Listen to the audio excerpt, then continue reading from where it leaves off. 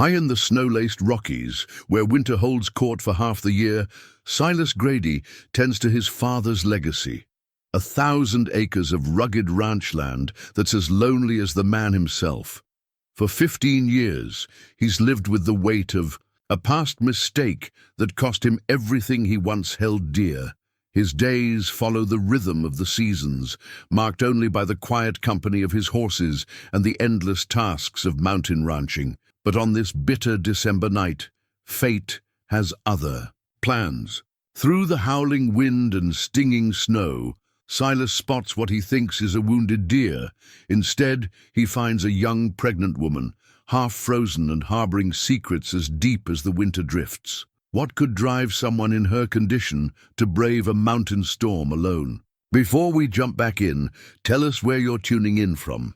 And if this story touches you, make sure you're subscribed, because tomorrow I've saved something extra special for you. The mare's hooves punched through the crusty snow as Silas guided her closer.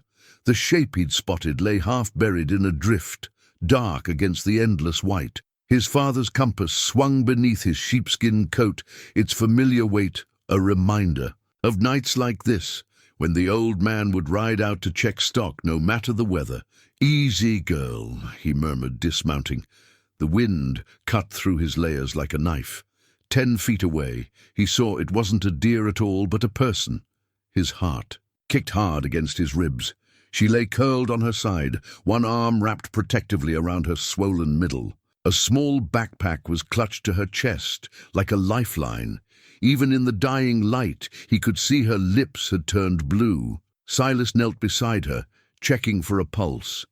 Beneath his fingers, a faint flutter persisted. "Ma'am," he touched her shoulder, gently. "Can you hear me?" Her eyes fluttered open, revealing irises the color of storm clouds. Fear flickered across her face as she tried to push herself away. "You're safe," he said, keeping his voice low and steady, the way he'd talk to a spooked horse. "But we need to get you warm. My ranch is about 2 miles from here."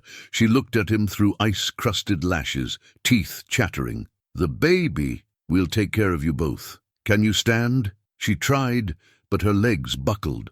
Without hesitation, Silas scooped her up, surprised by how little she weighed despite her condition. The backpack remained clutched in her frozen fingers. "My name's Silas," he said, settling her on the horse. "Silas Grady." He mounted behind her, wrapping his coat around them both. "Clara," she whispered, then fell silent, slumping against his chest. The ride back was slow and treacherous.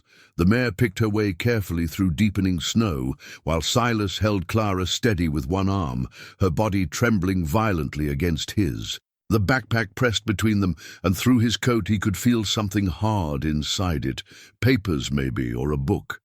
His cabin emerged from the whiteout like a ship through fog. First, the glow of the porch light he always left burning, then the solid bulk of the structure itself. Smoke still curled from the chimney, thank God. He'd banked the fire before leaving. Inside, he laid Clara on the couch near the wood stove, quickly adding logs until flames leaped high. Her clothes were soaked through. The medical knowledge from his EMT training during his brief stint in the army came back in fragments. Get her warm, check for frostbite, monitor breathing. He found clean flannel pajamas in the guest room, left by his sister Sarah during her last visit, and set them beside the couch. "Ma'am Clara, these are dry clothes. I'll step out while you change. There's a blanket here too." Her eyes opened again, clearer now. "Thank you." Her voice was barely above a whisper. In the kitchen, Silas put coffee on and found his mother's old ceramic hot water bottle in a cabinet. His mind raced with questions. A pregnant woman, alone in a blizzard, clutching a backpack like it held the crown jewels. He'd been up these mountains long enough to know trouble when he saw it. When Clara's weak voice called out, he returned to find her changed, huddled under the blanket. The backpack sat beside her, one strap wrapped around her wrist. Her wet clothes lay in a heap by the wood stove. "The baby's moving," she said, relief clear in her voice. "I was so afraid." Silas handed her a mug of coffee. "How far along are you?" 7 months. Her hands shook as she took the cup. There's a clinic in town, about 40 minutes in good weather, but the pass will be closed tonight. How do you feel? Any numbness in your fingers or toes? She flexed her hands. No, just cold and tired. Her eyes darted to the windows, then back to him. I can't go to the clinic. There it was. Silas nodded slowly, keeping his face neutral. Well, you're not going anywhere in this weather anyway. Get some rest. We'll figure things out in the morning. Relief softened her features, though wariness remained in her eyes. She settled deeper into the blanket, one hand resting on her belly, the other still touching the backpack. Silas added another log to the fire and retreated to his armchair, pretending to read while he watched her drift into exhausted sleep. Outside, the wind howled like a living thing, rattling the windows in their frames. But inside, the fire crackled steadily, and Clara's breathing had grown deep and regular. He knew he should call the sheriff, report finding her. But something held him back, the same instinct that told him when a storm was brewing or when a mountain lion was stalking his cattle. Whatever had driven this woman into the deadly cold of a December night, she was running from something worse than the weather.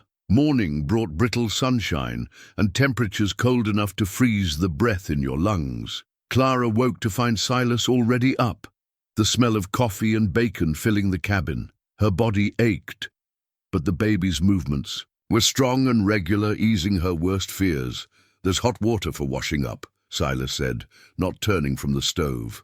Bathrooms down the hall. In the small bathroom, Clara studied her reflection. Dark circles shadowed her eyes, but color had returned to her cheeks. The flannel pajamas swallowed her frame, making her look younger than her 28 years. Only her swollen belly seemed real, anchoring her to the present. When she returned, Silas had set 2 plates on the kitchen table. "Eat," he said simply, pulling out a chair. The eggs were perfectly cooked, the bacon crisp. Clara hadn't realized how hungry she was until the first bite hit her tongue. They ate in silence until both plates were clean. "Thank you," she said, wrapping her hands around a fresh cup of coffee. "For everything." Silas nodded, studying her with eyes the color of worn denim. "Roads are still closed. Storm dropped 3 feet of snow. We might be stuck here a few days." Relief and anxiety warred in her chest. "I can help with chores, earn my keep. You can barely walk in this cold." His voice was gentle, but firm. "Rest. Get your strength back." He rose to clear the plates, and Clara noticed a slight limp in his walk. Her eyes tracked him as he moved around the kitchen with practiced efficiency. Everything about him spoke of routine, a life lived in careful, measured steps. A wooden cabinet in the living room caught her attention. Through glass doors, she glimpsed photographs in silver frames. Without thinking, she crossed to look closer. "My family," Silas said from behind her. "Go ahead." The largest photo showed a younger Silas in military dress blues, standing beside a woman in a white dress. His smile was different then, lighter, unguarded. The woman was beautiful, with long, dark hair and a fierce joy in her eyes. "Your wife?" Clara asked softly. "Almost." He reached past her to open the cabinet, removing the photo. "Catherine. She's gone now. I'm sorry." The words felt inadequate. "Cancer. 15 years ago." His thumb brushed the frame's edge. "We were engaged when she got sick. Wanted to wait until after treatment to get married. Give her the wedding she deserved." His voice roughened. "Should have married her right then. Given her my name, at least." Clara's hand found her belly, the baby shifting beneath her touch. "You loved her very much." "Still do, in a way." He replaced the photo carefully. "But that's old grief. What about you, Clara? Anyone looking for you?" She stiffened. "Yes, but not anyone who loves me." Silas absorbed this, then reached for another photo, this one showing an older couple in front of the cabin. "My parents. Dad built this place himself. Raised cattle and kids with equal stubbornness. Mom kept us all in line, made sure we knew right from wrong." A ghost of a smile touched his lips. "She'd have my hide for not calling the sheriff about you." "Will you?" Clara's fingers tightened around her coffee cup. No. He met her eyes steadily. Not unless you give me reason to think you're running from the law. Are you? No. The word came quick and firm. I haven't done anything wrong. I'm just... Her throat closed around the words. Protecting your child, he finished quietly. Clara nodded, tears burning behind her eyes. Well then, Silas closed the cabinet gently. Seems to me that's what any parent worth their salt would do. He picked up their coffee cups. Storm's supposed to break in a few days. Until then, you're safe here. After that, we'll figure it out. Through the window, Clara watched snow swirl off the roof in glittering sheets. For the first time in months, she felt something like peace settle over her. Not safety, not yet. But perhaps its distant cousin, shelter, freely given with no demands attached. Behind her, Silas moved about his morning routine, his slight limp a whisper against the floorboards. The baby kicked, strong and sure, as if sensing her moment of calm. Outside, the mountain kept its ancient watch, indifferent to the small dramas playing out in its shadow. Days stretched into a week, marked by the steady rhythm of ranch life. Each morning Silas rose before dawn to tend the cattle in the lower pasture, returning with frost in his beard and stories of the day's work. Clara found herself watching. For his return, worry gnawing at her until she spotted his familiar figure through the snow. She'd insisted on contributing despite his protests. By the third day, she'd mapped the kitchen's mysteries. The sticky drawer that held the silverware, the cupboard where mice had chewed through old spice packets, the ancient coffee pot that required a particular touch to brew properly. You don't have to do this, Silas said one morning, finding fresh biscuits cooling on the counter. I know. Clara shaped the words carefully. I want to. That afternoon, while searching for more flour in the pantry, she discovered a trap door leading to the attic. Curiosity drew her up the narrow stairs into a space that smelled of cedar and forgotten summers. Dusty sunlight filtered through a small window, illuminating stacks of boxes marked in faded handwriting. Sarah's school things, Mum's quilting, Christmas. In one corner, a cedar chest stood beneath an old mirror draped with a yellowed sheet. Inside the chest, she found treasure. Soft wool in cream and pale yellow, still wrapped in tissue paper. Knitting needles nested in a tangled skein. Their silver, tips catching the light.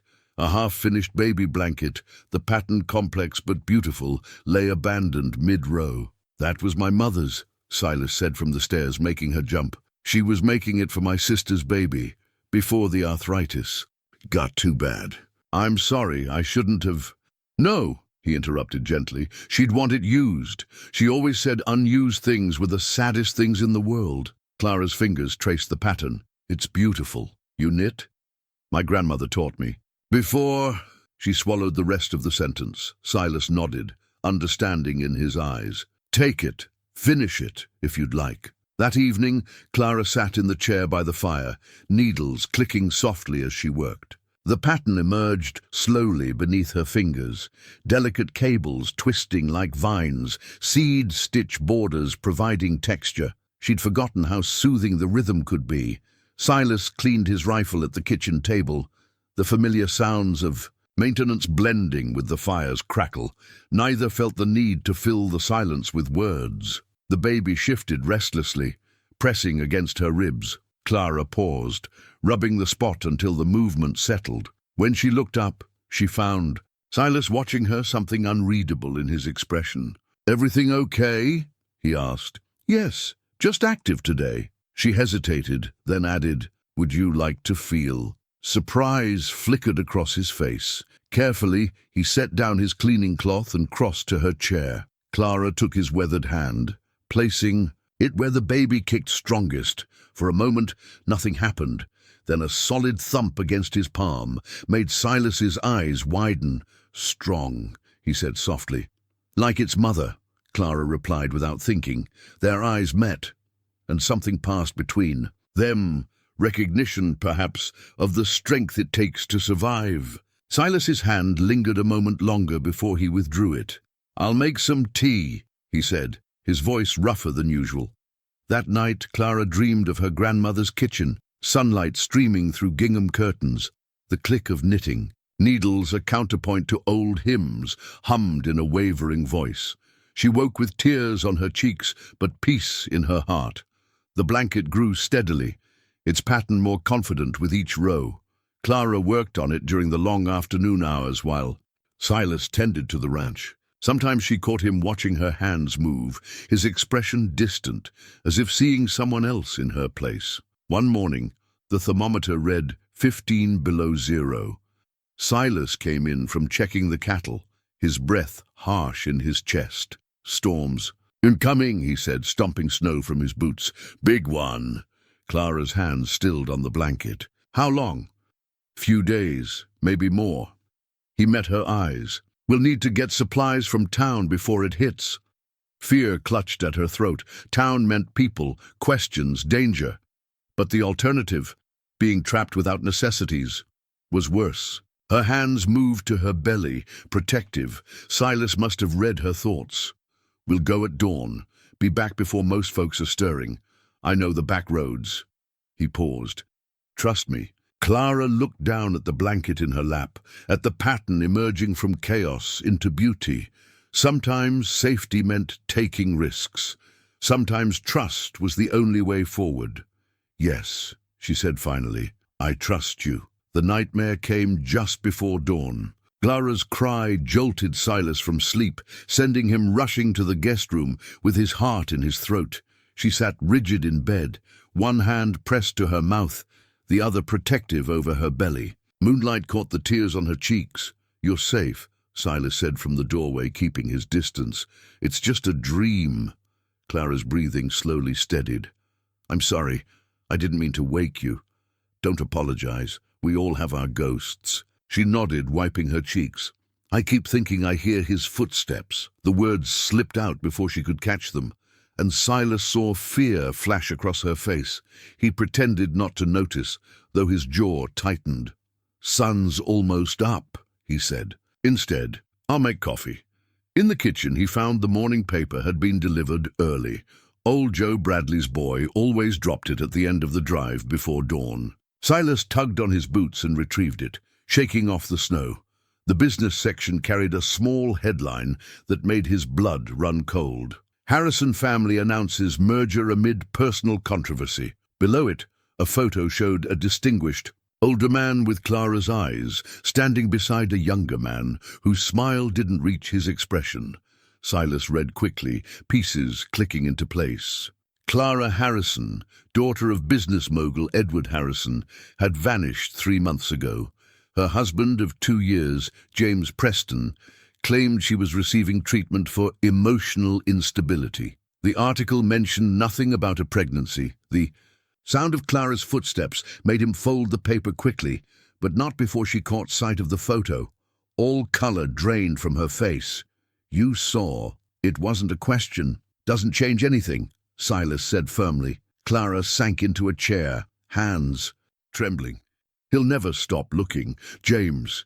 He can't stand losing anything he considers his property." The way she said property told Silas everything he needed to know.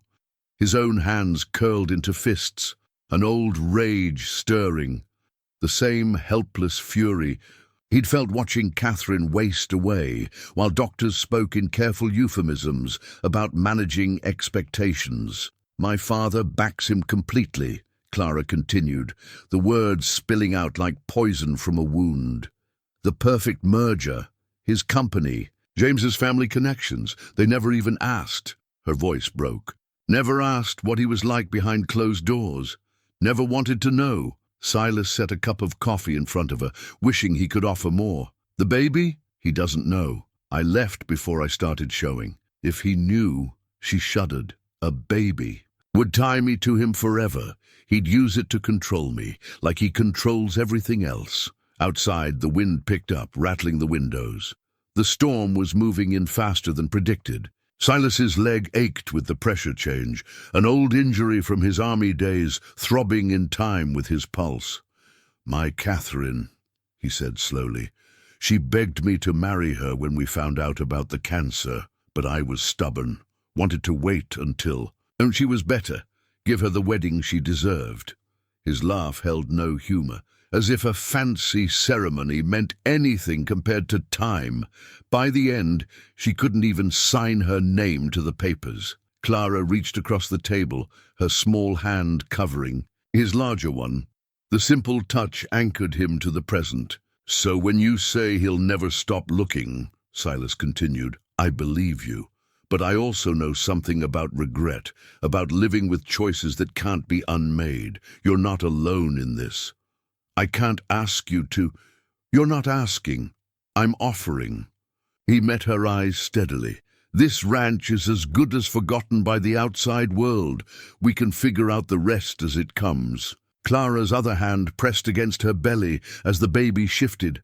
Outside, the first heavy flakes of snow began to fall. The newspaper lay between them like a bridge between past and present, its harsh headlines softened by the morning light. "Thank you," she whispered, and in those two words Silas heard everything she couldn't say, about trust and fear, about hope and survival, about the fierce love of a mother for her unborn child. He turned his hand beneath hers, their fingers intertwining briefly before letting go. Sometimes the biggest decisions were made in the quietest moments, over cooling coffee and unspoken understanding. Dawn painted the snow pink as Silas's truck wound down the mountain road. Clara sat beside him, wrapped in Sarah's old coat, a borrowed scarf hiding most of her face. Her hands stayed busy, worrying the edge of her sleeve. "Wilson's General opens." "At 6, Silas said, downshifting for a curve. "May Wilson's run it 40 years. Makes the best apple pie in 3 counties. Minds her own business." Clara nodded, understanding his message. Safe people, quiet people. The town of Pine Creek emerged from the morning mist. A handful of streets clustered around a small square, Christmas lights still strung between lampposts. At this hour, only the diner showed signs of life, warm light spilling onto the snow. Wilson's General occupied a red brick building with wooden steps and a bell above the door. Silas parked around back, helping Clara navigate the icy path to the entrance. May Wilson looked up from her crossword as they entered, her steel-grey hair pulled back in its usual bun. Her eyes widened slightly at Clara's obvious pregnancy, but she simply said, "Morning, Silas. Cold enough for you. Getting there, May. Need to stock up before this storm hits. Smart thinking. They're saying it could be a bad one." She turned to Clara with a gentle smile. "Let me know if you need help finding anything, dear."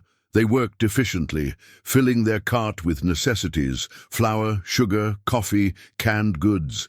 Clara added prenatal vitamins and iron supplements, trying to ignore May's thoughtful gaze. The bell chimed again. Heavy boots stamped snow from their soles. "Morning, Sheriff," May called out. Clara's hand froze on a jar of pickles. Silas stepped closer, sheltering her from view. "May?" Sheriff Daniel Morgan's voice carried the weight of 30 years' authority. "Silas, didn't expect to see you in town so early." "Storm coming?" Silas replied easily. "Just stocking up." The sheriff moved into view, a tall man with silver-shot black hair and keen eyes that missed nothing. Those eyes settled on Clara, taking in her condition and borrowed clothes. "Don't believe we've met, ma'am. I'm Sheriff Morgan." Clara forced herself to meet his gaze. "Clara Smith." The pause was slight, but she saw him note it. "You staying up at Silas's place?" "Just passing through," Silas cut in smoothly. "My sister. Sarah asked me to put her up for a bit." The sheriff nodded slowly. "That's mighty kind of you." He reached into his pocket, withdrew a business card. "Welcome to Pine Creek, Mrs. Smith. If you need anything at all, my office is right." Across the square, the card lay between them on the counter like a challenge. Clara took it with a murmured, "Thank you," tucking it into her coat pocket. "Better get moving before the weather turns," Silas said, placing their groceries on the counter. May rang them, up without her usual chatter, glancing between them and the sheriff. As she bagged the last items, she slipped in a paper-wrapped package. "Apple pie," she said quietly to Clara. "Good for the spirit on cold days." Outside, the wind had picked. up driving snow and sideways sheets. Clara clutched Silas's arm as they hurried to the truck, her heart hammering against her ribs. "He knows," she whispered once they were inside. "He suspects," Silas corrected, starting the engine. "That's different." He glanced in the rear-view mirror as they pulled away. "Daniel Morgan's a good man, old-school lawman, believes in justice more than law sometimes." "That doesn't sound very reassuring." "Wasn't meant to be, just truth." He navigated onto the mountain road, their tracks from earlier already filling with snow. But he's also the kind of man who'd want to hear all sides of a story before making judgments. Clara's hand slipped into her pocket, fingers finding the sheriff's card. The raised letters felt like braille beneath her touch, a message she wasn't sure how to read. "We'll figure it out," Silas said, as if answering her unspoken fears. One step at a time.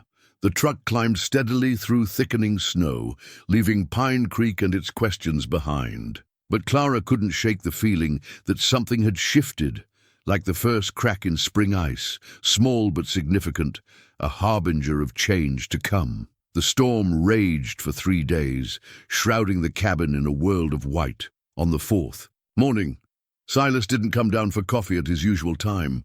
Clara found him at the kitchen table, papers spread before him, his face grave in the pale winter light. "We need to talk," he said, gesturing to the chair across from him. Clara's heart stuttered, but when she sat, she noticed his hands were steady, his expression more determined than troubled. "Been doing some research," he continued, sliding a document toward her.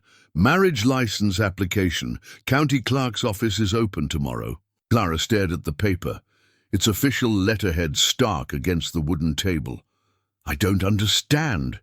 "James Preston is your legal husband." Silas's voice was carefully neutral. "That gives him certain rights to make medical decisions if something goes wrong, to claim custody once the baby's born." The room seemed to tilt. Clara pressed her hands flat against the table to steady herself. "But," Silas continued, "Colorado has interesting laws about marriage and divorce. If we file this, if we can prove abandonment and abuse—" He paused, choosing his words carefully. "A judge might be sympathetic, especially with a baby involved. At the very least, it buys us time. You're proposing marriage." The words felt strange in her mouth. "A legal arrangement. Nothing more." His eyes met hers, steady and clear. "My name, my protection, for as long as you need it." Clara looked down at the application, its blank lines waiting to be filled. "Why would you do this?" Silas was quiet for a long moment. When he spoke, his voice carried the weight of years. "Because 15 years ago, I let pride and fear stop me from protecting someone I loved. Because every day since then, I've wondered what might have been different if I'd been braver." He touched the paper gently. "I can't change the past, but maybe I can help write a different ending this time." Tears blurred Clara's vision. "It's too much to ask." "You're not asking. I'm offering." He leaned back, his expression softening. "Besides, this ranch has been in my family for 3 generations. Having a wife, a child, it makes me look more stable. Harder for your husband's fancy lawyers to paint me as some mountain hermit holding you against your will." The practicality of this made Clara laugh despite herself. "Is that what you are, a mountain hermit?" "According to my sister, yes." A smile touched his eyes. "She'll be thrilled to be wrong." Clara picked up the application, studying its requirements. "What about my real name? My history? We file under Clara Smith for now. Later, when we have proof of what James did, we can amend the records." He hesitated. "I know it's not perfect, but it's something concrete. Legal protection, medical rights, a paper trail that shows you made a choice." Choice. Such a simple word for such a profound thing. Clara thought of all the choices that had been taken from her over the years, wrapped in silk and justified with words like tradition and family duty. The baby kicked, a strong flutter under her ribs. Her child, hers, not James's property. To control. She looked at Silas, really looked at him. The quiet strength in his shoulders, the gentle wisdom in his eyes, the way he offered protection without demanding submission in return. "If we do this," she said slowly, "you understand. It's temporary that once the baby's born, once I can prove I understand." His voice was soft but firm. No strings, no expectations, just shelter until you can stand on your own feet. Clara reached for a pen, her hand trembling slightly. "Then yes, I accept." Silas nodded, relief flickering across his features. He pulled out a chair and sat beside her, their shoulders nearly touching as they bent over the application. "We'll need witnesses," he said. "May Wilson, maybe, and Daniel Morgan." Clara's head snapped up. "The sheriff? But better to have him on our side from the start. Trust me." Outside, the storm had finally broken.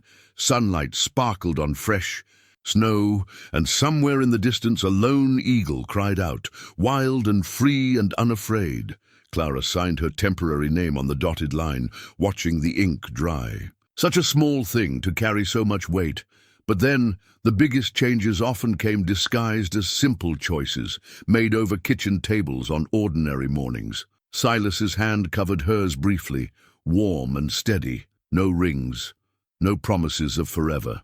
Just the quiet offering of shelter and the courage to accept it. The county courthouse stood sentinel in the morning light, its red brick walls dusted with fresh snow. Clara waited in Silas's truck while he spoke with Sheriff Morgan on the steps, their breath clouding in the frigid air. Through the windshield, she studied their body language. The sheriff's measured nods, Silas's quiet intensity. May Wilson arrived, carrying a cardboard box that steamed in the cold. She rapped on the truck's window with mittened hands. "Thought we might need sustenance," she said, when Clara opened the door. "Nothing fancy, just coffee and cinnamon rolls." The simple kindness nearly undid Clara. "Thank you. Now don't you worry about a thing." May's eyes were kind but shrewd. "Some folks might gossip, but mountain folk know when to mind their own business. Besides," she added with a wink, "I've been waiting 15 years for Silas Grady to show signs of life again." Inside, the courthouse hallway smelled of old wood and floor polish. Their footsteps echoed against marble as they climbed to the second floor. Clara's hands shook as she arranged Sarah's borrowed dress, grateful for its loose fit that mostly disguised her condition. Judge Martha Williamson, a contemporary of May's with silver hair and sharp eyes, read through their paperwork with careful attention. If she noticed anything odd about the timing or circumstances, she kept it to herself. "Witnesses?" she asked, looking up. Sheriff Morgan stepped forward, followed by May. Their signatures were steady and sure on the marriage license. 2 pillars of the community lending their weight to this quiet ceremony. "Before we proceed," Silas said suddenly, "there's something." He reached into his pocket, withdrew a small wooden box that showed signs of age and handling. Clara's breath caught as he opened it. Inside, a simple gold band nestled in faded velvet. "My mother's," he said softly. "Dad gave it to her right here in this courthouse 53 years ago. She left it to me before she passed. Said sometimes the simplest things carry the strongest magic." He met Clara's eyes. "You don't have to." "Yes," she whispered. "I'll wear it." The ring slid onto her finger, warm from his pocket. It fit as if it had been waiting for her. Judge Williamson cleared her throat gently. "Shall we begin?" The ceremony was brief, just the essential words and promises. But when Silas spoke his "I do," his voice carried a weight Clara hadn't expected. She found herself responding with equal gravity, understanding that even a marriage of convenience could hold its own kind of truth. "By the power vested in me," Judge Williamson concluded, "I now pronounce you husband and wife." There was no kiss. They hadn't discussed it, and neither moved to breach that unspoken boundary. Instead, Silas squeezed her hand gently, his mother's, ring a warm circle between their palms. May produced paper cups of coffee and shared out the cinnamon rolls. For a few minutes, they stood in a small circle of warmth and sweetness, almost like a real celebration. "Take care of each other, Sheriff," Morgan said quietly as they prepared to leave. His eyes met Clara's. "My door's always open, Mrs. Grady, day or night." The title startled her. Mrs. Grady, a new name, a new shelter. Outside, snow was falling again, fat, lazy flakes that danced in the morning light. Silas helped Clara into the truck, then walked around to the driver's side. Before he could start, the engine, she touched his arm. "Thank you," she said, "for the ring, for everything. I know this isn't... It's exactly what it needs to be." His voice was gentle but firm. No more, no less. But as they drove home, and when had the ranch become home? Clara caught him glancing at the ring on her finger, something unreadable in his expression. She found herself turning it with her thumb, feeling its smooth warmth, wondering about the woman who'd worn it before her. Had she known, somehow, that her ring would one day become a different kind of shelter? The mountain road unwound before them, familiar now in its twists and switchbacks. Clara watched the valley fall away below, the world shrinking to white peaks and endless sky.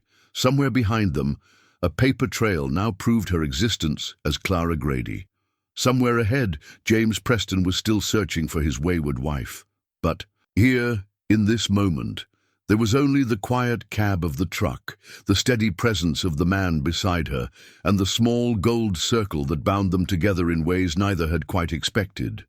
The ranch's office was little more than a corner of the living room, a sturdy desk beneath a window, walls lined with filing cabinets that had seen better days. Clara found Silas there one evening, frowning over leather-bound ledgers spread across the desk's scarred surface. "Something wrong?" she asked, setting a cup of coffee at his elbow. "Same thing that's always wrong." He rubbed his eyes. "Numbers. Don't want to balance. Never was much good at this part." Clara glanced at the books. Columns of figures marched across the pages in Silas's careful but uncertain hand. Her fingers itched to help, old instincts from years of watching her father's business empire grow. "May I?" she asked quietly. Silas looked up, surprise flickering across his features. Then understanding dawned. "Right. Business degree from Stanford. Sometimes I forget that I'm not just a runaway." Her smile held no bitterness. "Sometimes. I forget too." He pushed back from the desk, making room. "Show me what I'm doing wrong." Clara settled into the chair, instantly at home among the ledgers and receipts. "You're not doing anything wrong, but there are ways to make this more efficient." She pulled a fresh sheet of paper from the drawer. "See here? If we reorganize the categories..." Hours slipped by as Clara walked him through basic accounting principles, translating her corporate knowledge into ranch operations. Fuel costs, feed expenses, veterinary bills, all the thousand small expenditures that kept the ranch running slowly found their proper places. "We could digitize this," she suggested, then caught herself. "Sorry, I know that's not how..." "No, you're right." Silas had pulled up a chair beside her, their shoulders nearly touching as they bent over the books. "Sarah's been telling me the same thing for years, just never found the time to learn." Clara opened a new ledger. "I could set up a simple system. Nothing fancy, just something to track everything more easily." She hesitated. "If you want. Might as well put that degree to use." His voice was warm. "Ranch could use some modern thinking." They worked together easily. Clara's corporate experience, blending with Silas's practical knowledge. She found herself relaxing into the familiar rhythm of numbers and projections, remembering how much she'd once loved this work, before James had dismissed her career as a cute hobby. "Look at this," she said, pointing to a pattern in the feed. "Costs. If we bulk order in August instead of monthly deliveries, could save enough to repair the north fence." Silas nodded appreciatively. "Never saw it that way before. Sometimes it takes fresh eyes." Clara shifted in her chair. The baby, kicking as if in agreement. "Though I suppose I should thank James for something. All those boring board meetings taught me to see patterns in numbers." Silas's hand tightened on his coffee cup. "He didn't deserve you. Either of you." The simple statement, delivered without drama, wrapped around Clara's heart like a warm blanket. She blinked back sudden tears. "The ranch deserves better books too," she said, changing the subject. "It's a good operation, Silas, solid, with some updated methods." "Our operation," he corrected gently. For as long as you're here, this is your home too. Might as well leave your mark on it. Clara touched her wedding ring, now as familiar as her own skin. Even if it's temporary. Nothing wrong with temporary. He gathered the empty coffee cups. Sometimes temporary things leave the most permanent changes. That night, Clara lay awake, listening to the wind in the pines.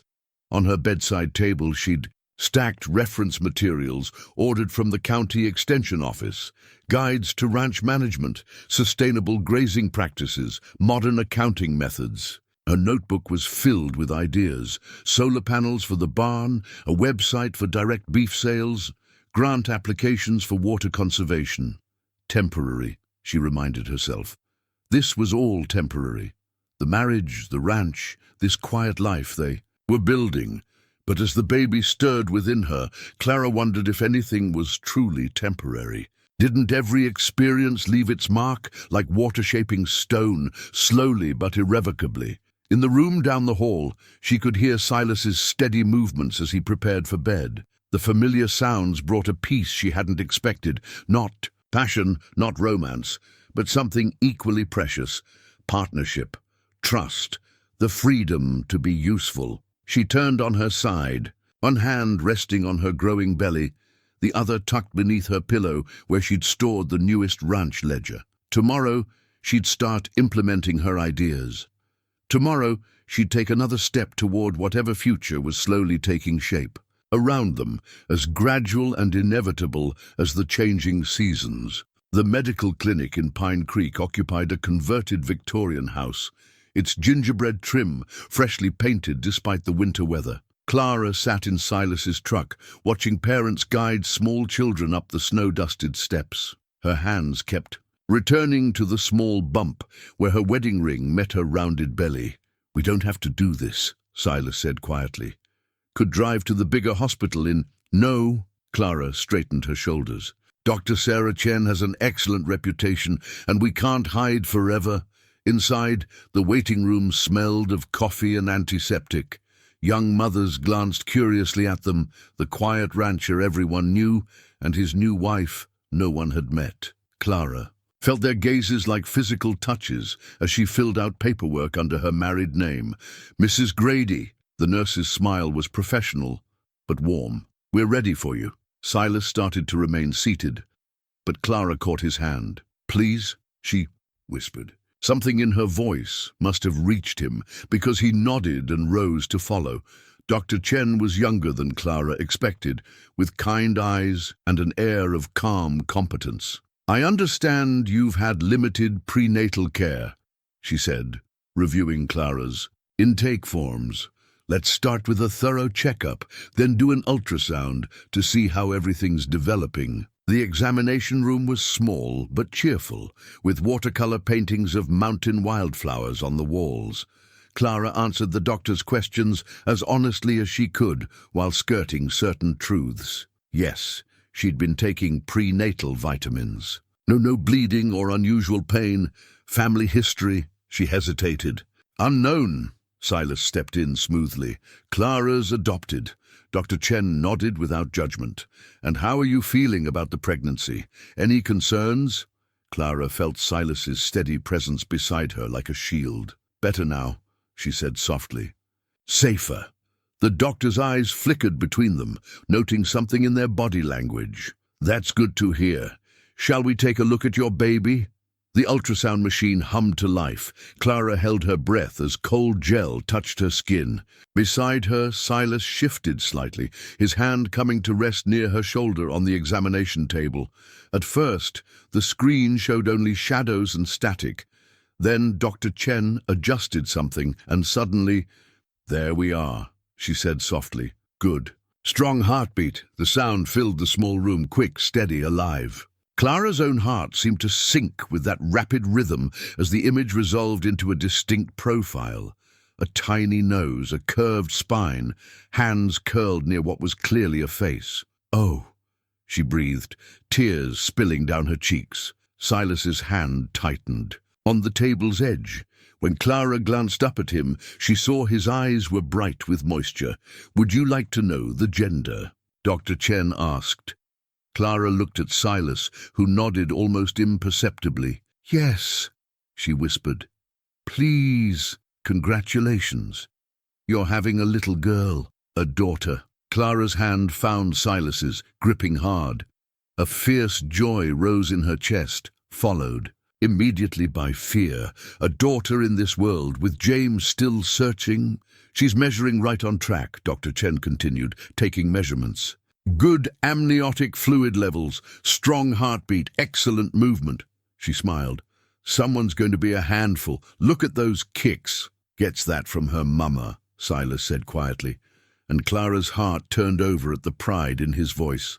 Dr. Chen printed several copies of the ultrasound images, pointing out features, tiny fingers, the curve of a cheek, evidence of their daughter's perpetual motion. As Clara cleaned the gel from her skin, the doctor pulled up a chair. "Everything looks perfect medically," she said, "but I want you both to know that this clinic is a safe space. Whatever circumstances brought you here." She let the sentence hang delicately. "Thank you," Silas answered for them both. "We appreciate that." Outside, fat snowflakes had begun to fall again. Clara held the ultrasound images in her lap as Silas drove them home, one hand resting protectively over them. "A daughter," she said softly, testing the word. "She'll be free," Silas responded, his voice firm with promise. "Strong. Her own person." Clara studied his profile in the winter light, the quiet strength in his jaw, the gentle wisdom in his eyes. What would their daughter inherit from this man who'd given her his name and protection without hesitation? Not his blood, she reminded herself.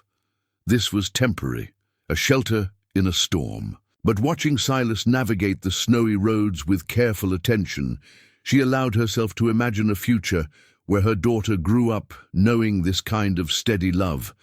Not the possession James had called devotion, but this careful tending, this gentle guardianship, this respect for her wholeness as a person. The ultrasound image seemed to pulse with possibility in her hands, their daughter, not by blood or plan or right, but by choice and circumstance and the quiet miracle of found family. Silas reached over and squeezed her hand briefly, his fingers brushing her wedding ring. They drove on through the falling snow. 3 heartbeats, in harmony, while the mountain kept watch over its own. The first warning came on an ordinary Tuesday. Clara was having lunch at the diner with May, a weekly ritual they'd established since the ultrasound appointment. Through the window, she watched. An unfamiliar black SUV cruise slowly passed, its tinted windows reflecting the winter sunlight. "Don't stare," May murmured, sliding a plate of pie between Clara and the window. "Been in town 3 days, asking questions at the post office, the bank." Clara's hands trembled as she picked up her fork. "What kind of questions?" "The usual. New residents, young pregnant women." May's voice stayed casual, but her eyes were sharp. "Lucy at the bank sent them to Wheeler's Junction, said we get a lot of through traffic headed that way." The SUV passed by again, slower this time. "Finish." "Your pie," May said quietly. "Then we'll go out the kitchen door. Joe's boy will run interference with their car if needed." Clara managed a few bites, tasting nothing. When they stood to leave, May's hand on her arm stopped her. "Wait." The older woman reached across the next table, picking up something Clara hadn't noticed. A cream-colored business card, placed precisely where Clara had been sitting. "Morton Investigative Services," May read, her mouth tightening.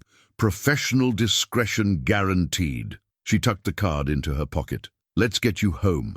The drive up to the ranch seemed endless. Clara kept checking the rearview mirror of May's ancient Subaru, though the road behind them remained empty. At the gate, May pulled over. "Call Silas," she said firmly.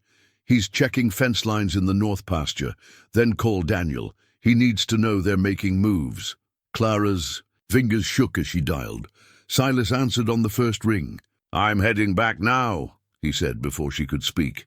May already radioed, "Stay in the house, I'll be there in 20. She found him waiting when May pulled up, his rifle propped by the door. The sight should have frightened her. Instead, it steadied her racing heart. Inside, May made coffee while Silas and Clara sat at the kitchen table, the investigator's card between them like a snake that might strike. "They're getting closer," Clara whispered. "If they find out about the baby—" "They won't." Silas's voice was granite. "Daniel's already put out word to the county deputies. Any strangers asking questions get directed to Wheeler's Junction, or over to Millbrook. Small towns," May added, setting down coffee cups. "We protect our own." Clara's hand found her belly, feeling her daughter's restless movements. "I can't ask everyone to lie for me." "Not lying," May corrected. "Just being selective with the truth. Like when Martha Chen's boy got in trouble in Denver last year. Whole town knew where he was, but those federal marshals never did figure it out. A knock at the door made them all freeze. Then Sheriff Morgan's familiar voice called out, "Just me." He entered, stamping snow from his boots, face grim. "Got 3 more teams working the neighboring counties. Professional outfit. Morton's one of the big Denver firms. They're being careful, subtle, building a network of contacts." "Time to disappear?" Silas asked quietly. The sheriff shook his head. "Running now would only confirm their suspicions. Better to stay, let the community shield you. Small towns are good at keeping secrets." Clara studied the business card, its elegant typography and embossed logo. How many other women had seen this card appear in their lives like a harbinger of doom?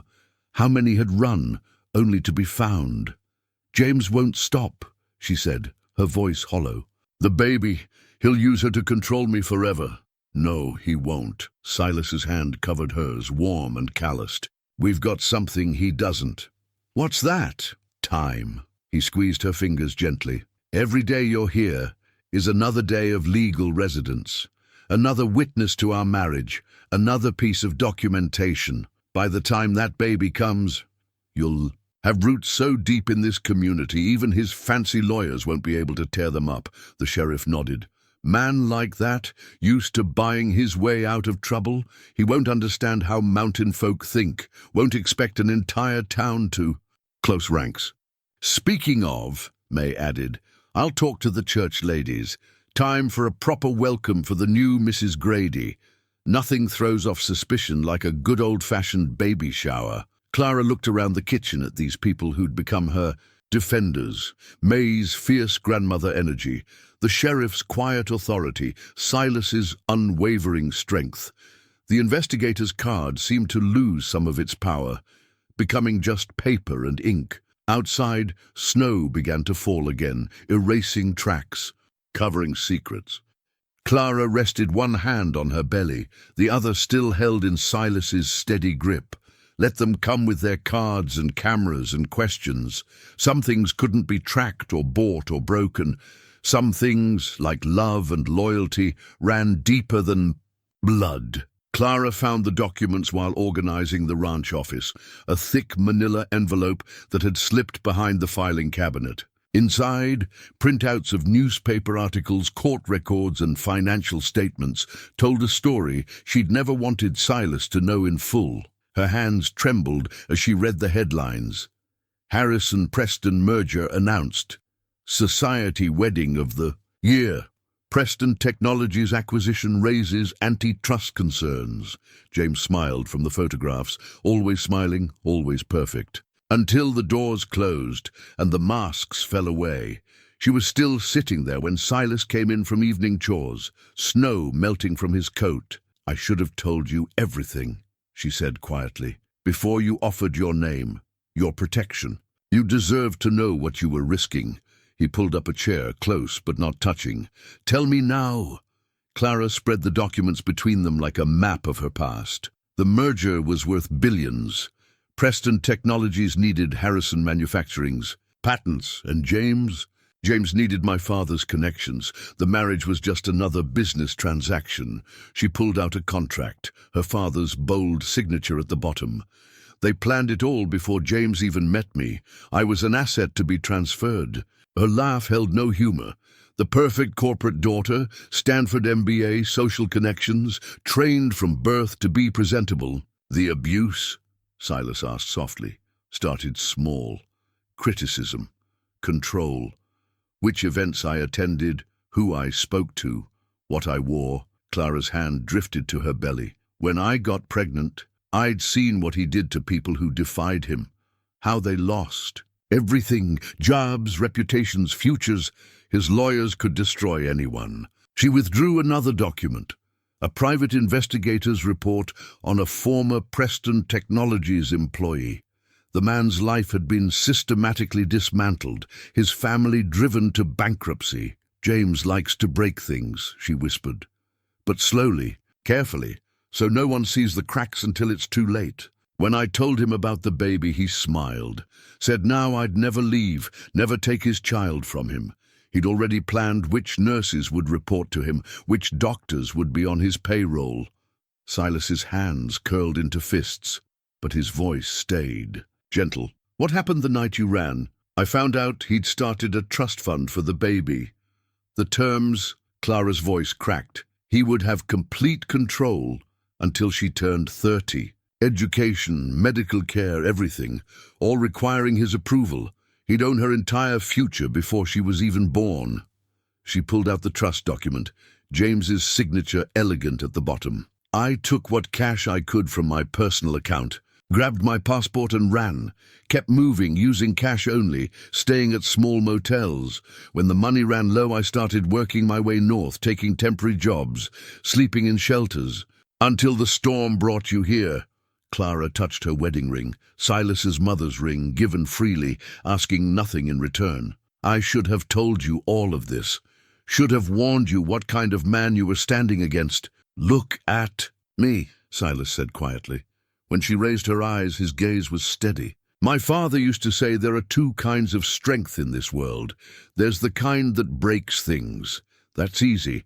Then there's the kind that protects, nurtures, helps things grow. That's the harder path. He gathered the documents carefully, stacking them with purpose. James Preston knows the first kind. He's good at it, but he doesn't understand the second kind.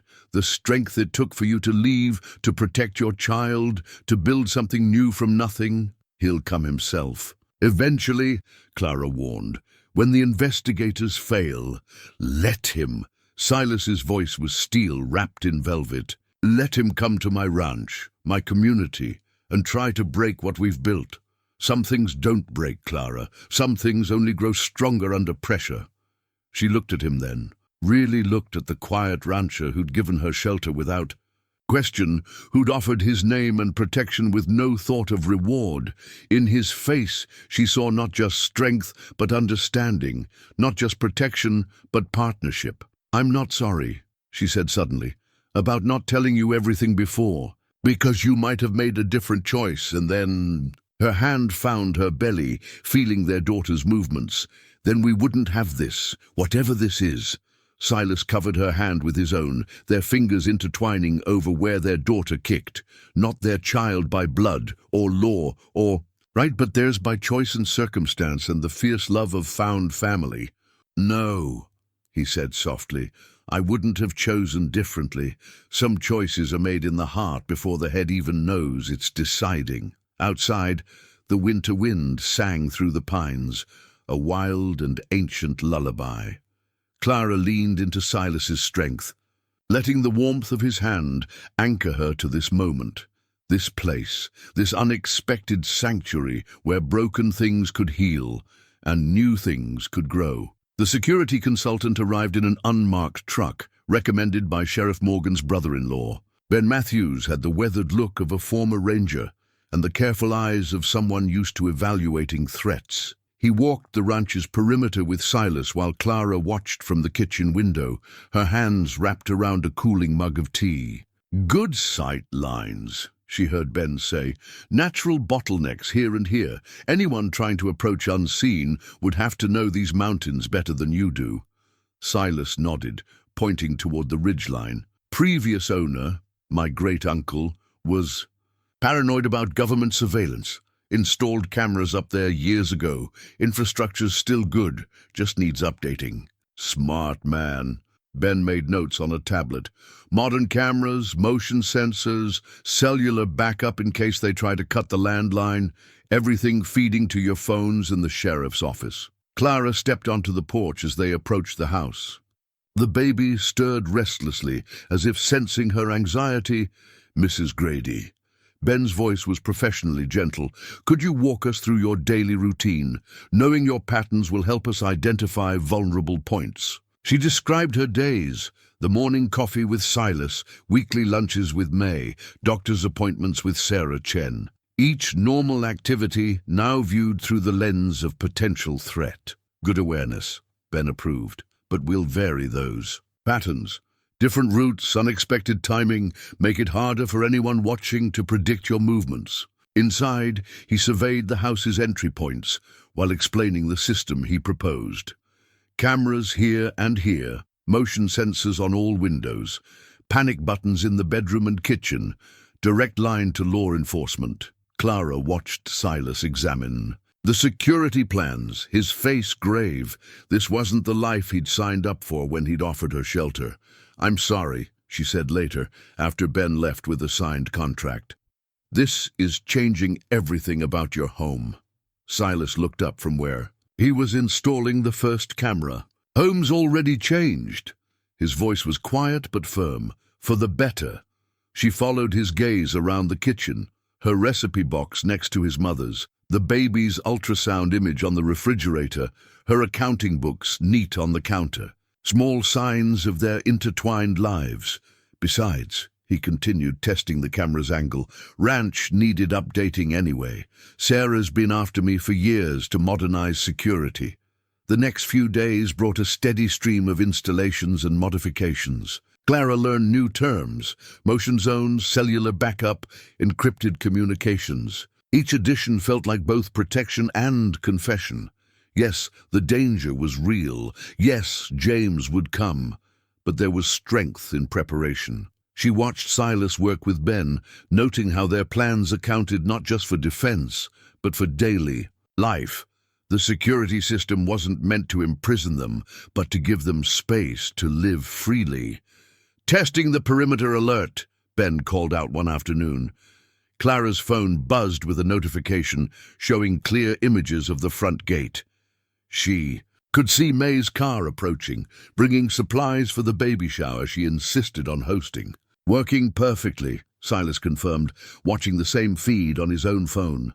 His hand brushed Clara's shoulder, gentle but sure. "You okay with all this?" She covered his hand with hers. "I used to have security cameras everywhere in Denver. In the house, the office, even the car. But those weren't for protection, they were for monitoring. Control." She squeezed his fingers. "This feels different." Because it is different. Silas's voice held the same quiet certainty that had drawn her from the beginning. "Everything here is about choice, Clara.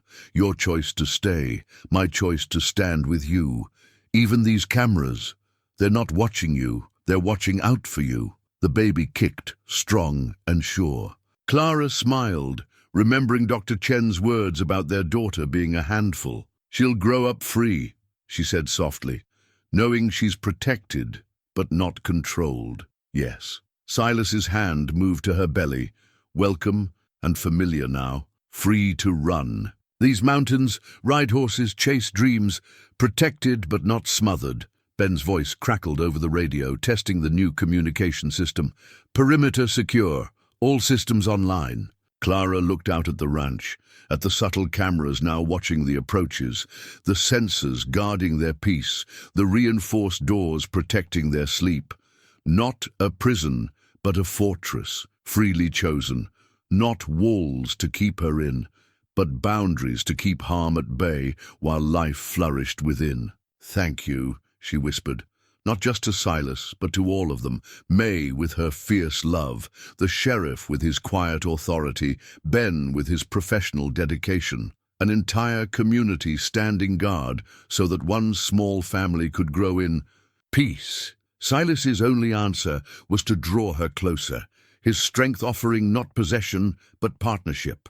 Outside, the mountain kept its ancient watch, now aided by modern eyes, while within their fortress, hope bloomed like winter roses, delicate but determined, growing stronger with each passing day. The letter arrived by certified mail, Denver. Postmark, heavy cream envelope bearing the embossed letterhead of Preston, Walsh and Associates. Sheriff Morgan delivered it himself, his expression grave as Clara signed for it with trembling hands. "Don't open it alone," he advised. "Let's wait." For Silas. They found him in the barn, talking with Sarah, who'd driven up for one of her surprise visits. One look at their faces, and both siblings followed the sheriff inside. Clara sat at the kitchen table, the unopened envelope before her like a serpent, ready to strike. Silas's hand found her shoulder, steady and warm. "Whatever it says," Sarah spoke first, her lawyer's instincts surfacing. "Remember, they're just trying to intimidate." Words on paper, nothing more. Clara broke the seal, unfolding multiple pages of legal terminology. Her business training helped her cut through the language to the core message. James knew where she was. He demanded she return to Denver immediately. Any resistance would result in criminal charges, kidnapping, fraud, theft of company documents. "He's lying," she whispered. "About all of it." "Of course he is." Sarah pulled out her laptop. "And we're going to prove it." "Danny, you got those files I asked for?" The sheriff produced a thick folder. Documented evidence of financial control, including frozen accounts and cancelled credit cards, plus witness statements from Clara's former secretary about workplace surveillance. They worked through the afternoon, building their case. Sarah's legal expertise merged with the sheriff's investigative skills, creating a framework for their defense. Every threat in James's letter was met with counter-evidence, every accusation with proof of his manipulation. "Time for a fence," Sarah announced finally, pulling out fresh papers.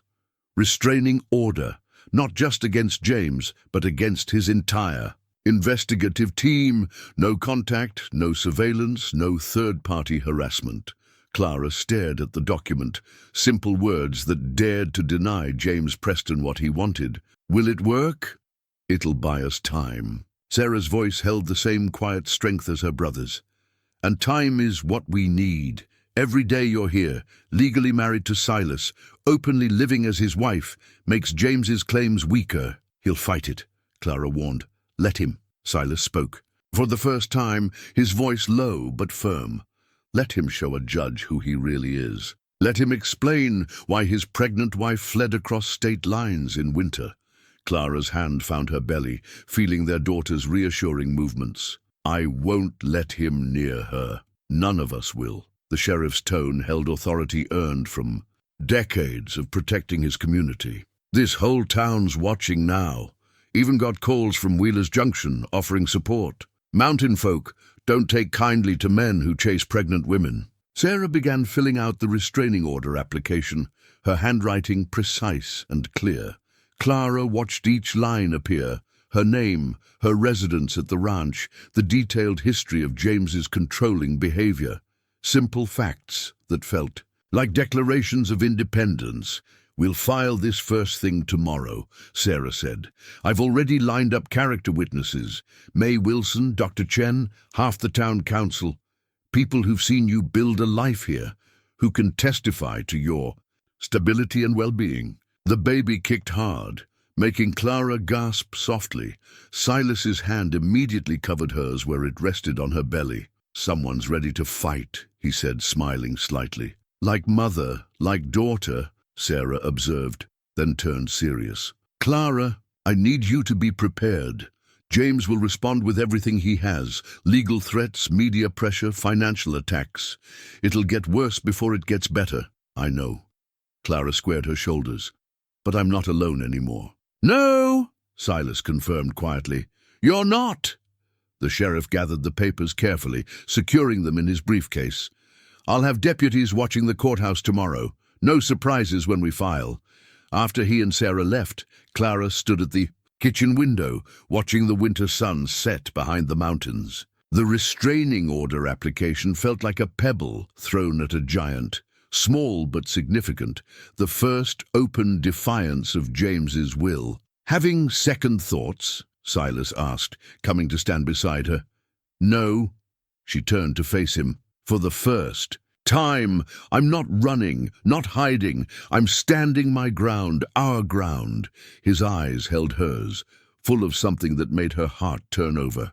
"Forever's a long time to stand alone." "I'm not alone." Clara touched her wedding ring, no longer just a shield but a symbol of something deeper. Unless you're having second thoughts. No, his voice was soft but absolute. No second thoughts, no regrets, no matter what comes. Outside, the security cameras kept their vigilant watch, while inside, the restraining order waited to be filed, paper armor against James's golden weapons. But standing there in the gathering dusk, Clara felt truly protected for the first time. Since she'd fled Denver, let James come with his lawyers and threats. Let him rage against the walls they'd built, legal documents and security systems, small-town loyalty and mountain determination. Some things couldn't be bought or bullied or broken. Some things, like love and courage and truth, only grew stronger under pressure. The first pain hit while Clara was reviewing their birth plan with Dr. Chen. The carefully typed document lay between them, detailing every preference and contingency. Approved medical interventions, emergency contacts, legal protections against unauthorized visitors. Remember, Dr. Chen was saying, if anything changes, we can always... She stopped, noting Clara's sudden stillness. What is it? Just pressure. Clara pressed a hand to her side. It's too early. 4 weeks until... Another wave of discomfort cut her words short. Dr. Chen's professional calm shifted into focused alertness. Let's take a look. The examination room felt too bright, too sterile. Clara lay back, trying to breathe through her rising fear. She was only 36 weeks. Too soon, too dangerous. You're having contractions, Dr. Chen confirmed quietly, and your blood pressure is higher than I'd like. No. Clara clutched the birth plan like a talisman. We're not ready. The restraining order hearing is next week. If James finds out... Right. Now my only concern is you and this baby. Dr. Chen's voice was gentle but firm. I'm admitting you to County General. They have the best NICU in the region. But that's in Denver. Panic clawed at Clara's throat. We can't. Already called Silas, the nurse said from the doorway. He's on his way. The next contraction gripped harder. Clara tried to focus on the birth plan's neat typeface, its carefully considered details. They'd thought of everything except this. Silas arrived as they were preparing for transfer, snow still clinging to his coat. One look at his face told Clara he'd broken every speed limit getting there. Sarah's meeting us at County General, he said, taking her hand. Sheriff's arranged an escort. May's activated the phone tree. We'll have friends watching every entrance. Clara squeezed his fingers as another contraction hit. James has people at that hospital. His lawyers can't override medical necessity. Dr. Chen's tone brooked no argument. And your birth plan gives Silas full authority to make medical decisions. We've filed copies with hospital administration and security. The ambulance ride was a blur of motion and monitoring equipment. Silas never let go of her hand, his thumb brushing over her wedding ring in a steady rhythm. Tell me a story, Clara whispered between contractions. Distract me. When I was young, he began, voice low and soothing. My father taught me how to track wolves in winter, said you had to learn to read the snow, understand the way they think. One day we found a female, injured, separated from her pack. Clara let his words wash over her, a shelter against fear and pain. He told her about splinting the wolf's leg, earning its trust, watching it heal and eventually return to its family stronger than before. You always know the right story, she murmured. His smile held worry but also certainty, like recognizes like. County General rose before them, a glass and steel mountain so different from their beloved ranch. Clara's heart raced as they wheeled her inside, but everywhere she looked, she saw familiar faces. May Wilson in the lobby, pretending to read. A magazine. 2 of the sheriff's deputies chatting with security guards. Sarah striding toward them in full legal armor, briefcase in hand. Room secure, she reported. I've filed emergency amendments to the restraining order. Hospital administrations. Been briefed. No one gets in without clearing through us first. They settled Clara in a private room with a view of the mountains, distant but reassuring. Dr. Chen consulted with the hospital staff while machines tracked every heartbeat, every contraction. Blood pressure's still climbing, she heard someone say. Preeclampsia indicators. Need to consider. Clara clutched the birth plan, its pages crumpled now from her grip.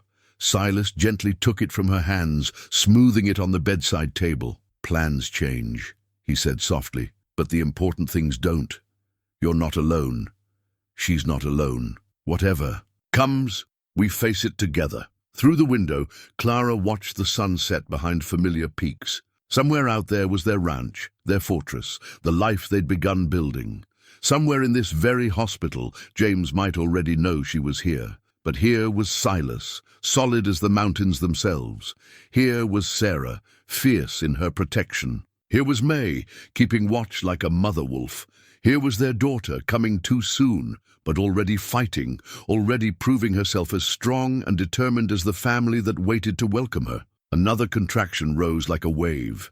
Clara breathed through it, holding on to Silas's strength, letting everything else fall away. Some battles couldn't be planned for. Some moments could only be lived through, one breath at a time, trusting in the bonds that held when everything else fell away.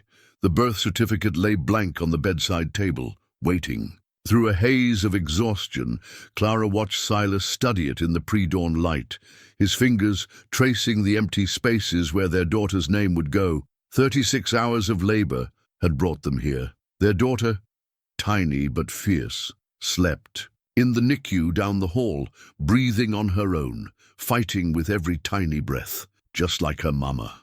The nurses kept saying, "Catherine," Clara whispered, her voice rough from hours of labor. Silas's head snapped up. "For her middle name, if you want." His eyes filled with tears he didn't try to hide. "You don't have to."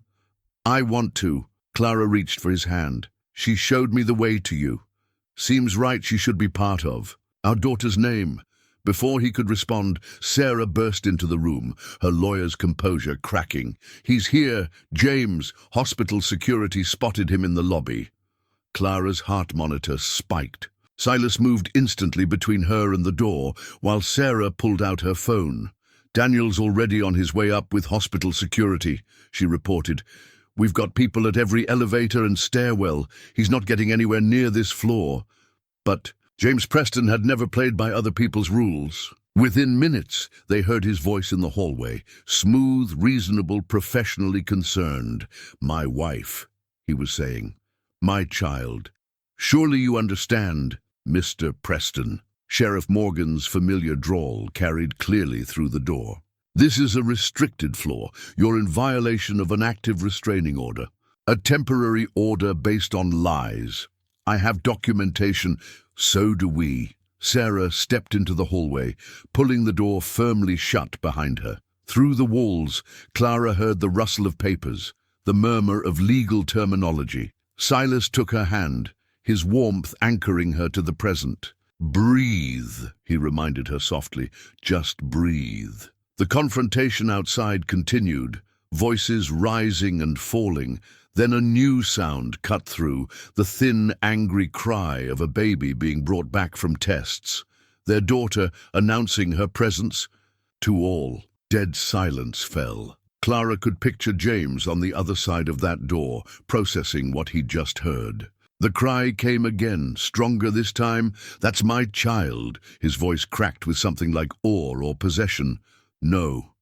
Clara surprised herself by calling out, her voice carrying clearly through the door. "She's not." Silence again. Then footsteps. James. Pushing past someone, the door handle turning, but Silas was there, filling the doorway with quiet strength. Sheriff Morgan and 2 deputies flanked him, while Sarah held up the restraining order like a shield. "Hello, James." Clara made herself. Meet his eyes. Those beautiful cold eyes that had once ruled her world. He looked exactly the same, perfectly groomed even at this early hour, but he seemed smaller somehow, less terrifying. "Clara, darling." His smile was razor-sharp. "What are you doing? This little rebellion has gone far enough. Come home. We can work this out. I am home." She touched her wedding ring. I have been since the night I found my way to these mountains. James's smile hardened. That ring isn't real. This marriage isn't real. When the courts hear, the courts will hear everything, Sarah cut in. Every detail, every witness, every piece of evidence. How long do you think your shareholders will stick around for that kind of publicity? Something flickered in James's expression. Calculation, maybe, or the first hint of doubt. The baby's cry came again, and Clara felt strength flood through her. She's not your property, James. She never was, and neither am I. Mr. Preston, Sheriff Morgan's voice was deceptively gentle. I suggest you leave now, while you still have a choice in the matter. For a long moment, James stood frozen. Clara saw the exact instant he realized he'd lost, not just this battle, but everything. His perfect world of control and ownership had cracked, and through that crack, freedom had bloomed. Without another word, he turned and walked away. They waited until the elevator doors closed, until Sarah confirmed he'd left the building. Only then did Clara let herself shake, let the tears come. I'll get our girl, Silas said softly. Think it's time she met her mama properly. When he returned, their daughter was wrapped in the blanket Clara had finished knitting just days before. She was tiny but perfect, with Clara's dark hair and Silas's quiet strength already visible in the set of her tiny jaw. The birth certificate waited. Clara looked at Silas, then at their daughter. Hope, she said. Hope Catherine Grady. Silas's hand shook slightly as he filled in the name. Hope, not just a name, but a declaration. Catherine, not just a memorial, but a bridge between past and future. Grady, not just a legal fiction, but a truth written in love and courage. Through the window, the sun rose over distant mountains. Hope yawned in Clara's arms, oblivious to the battles fought for her freedom, while around her, her chosen family stood guard. Not to cage her, but to ensure she would always have the space to grow wild and true and free. Spring came to the mountains in fits and starts, snow giving way to mud, then brief explosions of wildflowers before fresh snow covered everything again. Hope thrived despite her early arrival, growing stronger each day, her determination matching the season's stubborn push toward warmth. Clara found Silas in the ranch office one morning, Hope sleeping against his chest while he reviewed papers. From Sarah. The sight still made her heart turn over, this quiet man who'd become everything James had pretended to be. Sarah's outdone herself, he said, looking up. James signed the divorce papers. Full release of claims, complete surrender of parental rights. Even agreed to seal the records. Clara sank into the chair beside him, legs suddenly weak. Just like that? Not just like that. Silas shifted Hope gently as she stirred. Sarah had enough evidence to destroy him 10 times over. His board of directors was already asking questions. In the end, he chose his empire over his pride. Clara picked up the papers, reading through legal language that dissolved her past life as surely as spring dissolved winter. Her finger traced the familiar signature at the bottom, James's last mark on her life, signing away all claim to her and Hope. There's something else. Silas pulled out another document, this one older, the edges worn. Been meaning to do this for a while. Clara recognized the ranch's property deed, its elaborate border and formal text, familiar from her work with the books. But there was something different. You added my name, she whispered, seeing the newly recorded amendment. Joint tenancy, with right of survivorship. His voice was carefully neutral. Means the ranch would be yours if anything happened to me, yours and Hope's. But the divorce isn't even final. I could still leave? He smiled slightly. You could. You've always been free to. That's the point. Hope made a small sound in her sleep, one tiny hand clutching Silas's shirt. Clara watched him adjust the blanket around their daughter with practiced care. Their daughter, not by blood or law, but by the deeper truth of love freely given and received. The ranch has been in my family for generations, Silas continued, but family isn't just blood. It's choice, trust, building something together. He met her eyes. You've put as much of yourself into this place as I have, made it better, made it whole again. Clara touched the deed, feeling the texture of the paper, the embossed seal that made it real. I don't know what to say. Don't say anything yet. He shifted Hope to one arm, reaching into his desk drawer. There's one more thing. Another document emerged, simpler, newer. Clara's breath caught as she read the title, Petition for Adoption. Only if you want, Silas said quietly. When you're ready. If you're ready. Clara looked at Hope, sleeping peacefully in the arms of the only father she'd ever known. Looked at this man who'd offered shelter without demands, love without conditions, family without bounds. The night you found me in the snow, she said slowly, I was ready to die. I'd lost everything, my name, my future, my faith in love itself. But you, her voice caught, you didn't just save my life. You showed me what love actually looks like, what family really means. Hope stirred again, blinking awake. Her eyes, so like Clara's own, fixed on Silas's face with pure trust and contentment. Yes, Clara whispered, yes to all of it. The ranch, the adoption, everything. Silas's free arm pulled her close, and Clara buried her face in his shoulder, breathing in the familiar scent of hay and wood smoke and home. Hope made a happy gurgling sound, caught between them in a circle of warmth and belonging. A knock at the door made them look up.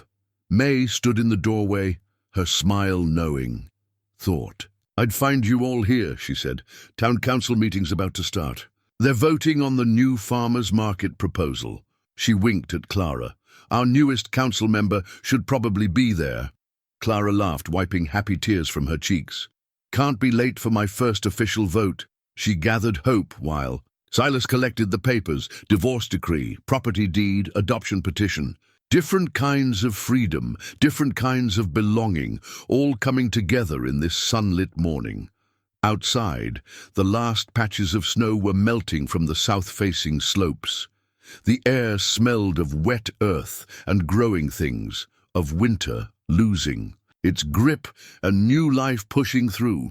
I'll drop these by Sarah's office on my way to check the herds, Silas said, touching Hope's downy head. Meet you in town? Clara kissed him, a gesture that had become as natural as breathing. We'll be there.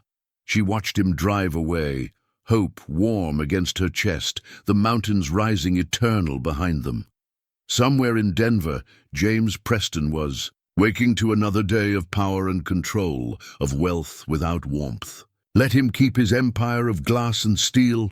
Here on this rocky soil, she and Silas had built something far more precious, a home where love grew wild and true, where family meant more than blood, where hope wasn't just a name, but a promise kept. Through winter into spring. 1 year to the day after Clara had collapsed in the snow, the photographer from Pine Creek set up her equipment in front of the ranch house. The morning light painted the mountains gold, and fresh snow blanketed the ground like nature's own portrait backdrop. Perfect timing, May declared, adjusting Hope's tiny wool sweater, her own creation, matching the one she'd knitted for Clara. First snow of winter, just like the night you came to us. Hope, now walking with determined wobbles, clutched her mother's hand and reached for Silas with the other. At 11 months, she was the darling of the entire community, her laugh as bright as summer bells, her spirit as free as the winter wind that had brought her family together. Almost ready, Sarah called from the porch, where she was arranging the final details. The whole thing had been her idea, a proper family portrait to hang alongside the generations of Gradys on the living room wall. Just need the light to shift a bit more. Clara watched her daughter toddle between them, marveling at how much could change in a year. The ranch had flourished under their combined care.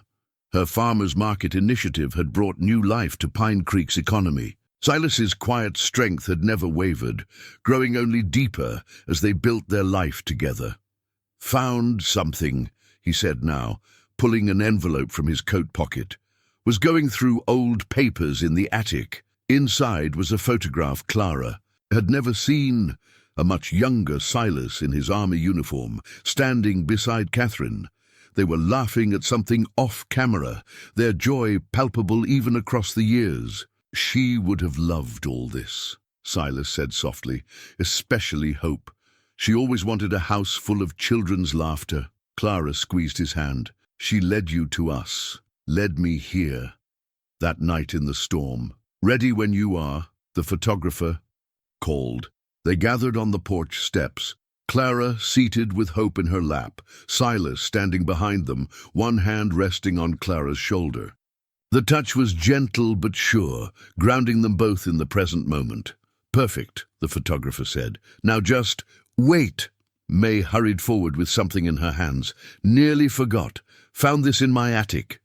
It was a silver frame, clearly. Antique, its pattern of mountain laurel leaves matching the ones that grew wild on the ranch's southern slope. Been in Pine Creek longer than I have, May explained. Seemed right, it should hold your first family portrait. Clara blinked back, tears as Silas took the frame, his own eyes suspiciously bright. Here was their community's blessing made tangible, their story already becoming part of the mountain's longer tale. The photographer adjusted her settings one last time. Hope reached up for Silas, who swung her onto his hip with practiced ease. Clara stood beside them, feeling the warmth of their bodies against the winter morning. Perfect, the photographer said again. Now just look at each other, pretend I'm not here. It was the easiest thing in the world. Clara found herself lost in Silas's eyes, in Hope's delighted giggle, in the absolute rightness of this moment. The camera clicked, capturing what no legal document ever could.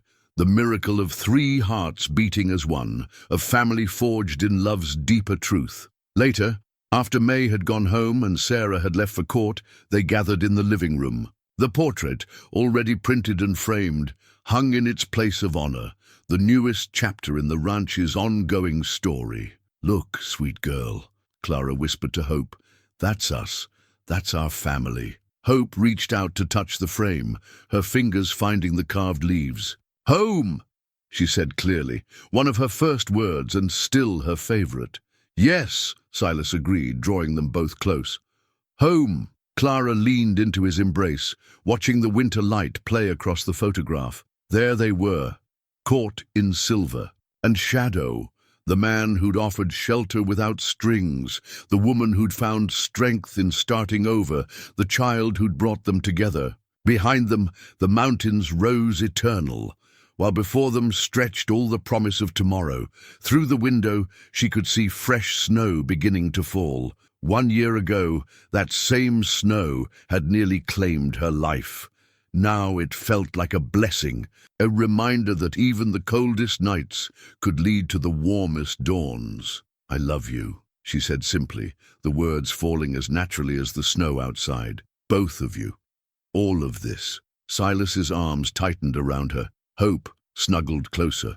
Already, drowsy in the afternoon quiet, the portrait watched over them, bearing witness to this moment as it would to countless others. Within its silver frame, 3 people smiled with the pure joy of belonging, not to a place or a name or a legal document, but to each other. Outside, the mountain kept its ancient watch, while the snow fell soft and steady, erasing all tracks. Save one, the path that led to home, to family, to love's endless grace in making all things new.